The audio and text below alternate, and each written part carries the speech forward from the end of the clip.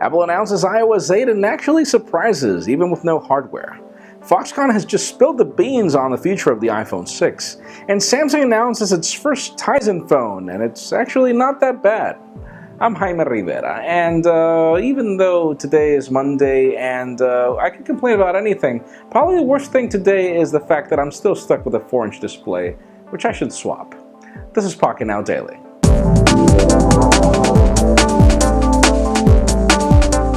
Today is the official day, and it's the official day because everything is official today.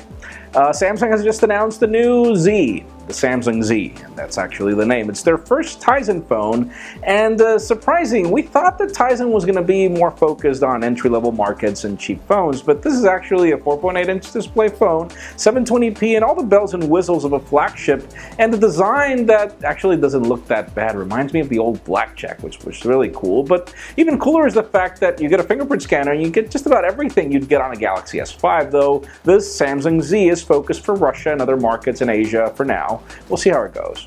Now, if you thought that Samsung had a complete disregard for what people are looking for in phones, think again. The company has just launched the Galaxy W. It is a 7-inch phablet, not a tablet, a phablet. It is a thing to make phone calls, and it is insanely big, and it follows the same FCC leaks that we saw recently of the future Galaxy Mega 2. So yes, this will be called the Galaxy Mega 2 in the United States. Specifications aren't that bad. The only thing is that this thing is far beyond big. And that's what she said. Now, for those of you that are interested in the ASUS PadFone X outside the United States or in any other carrier that's not AT&T, even though the AT&T customers are still waiting for the PadFone X to launch in the United States in the next 4 days, the company has just launched the ASUS PadFone S.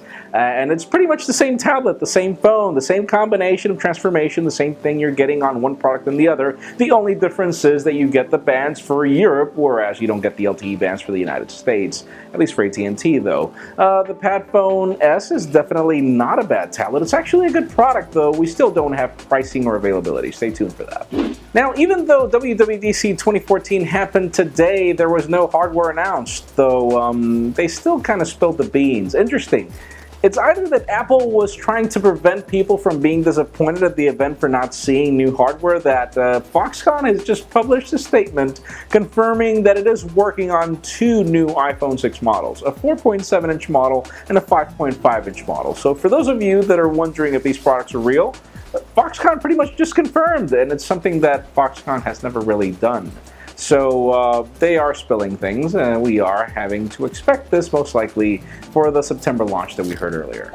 And finally, for the very hot news of the day, Apple has just announced iOS 8.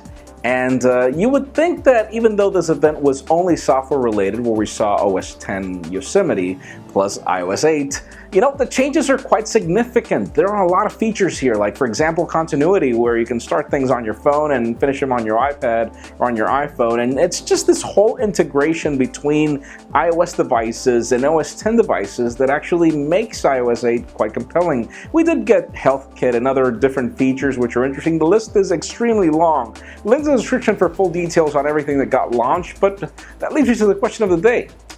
What are your impressions of iOS 8, especially compared to other platforms like Android or Windows Phone?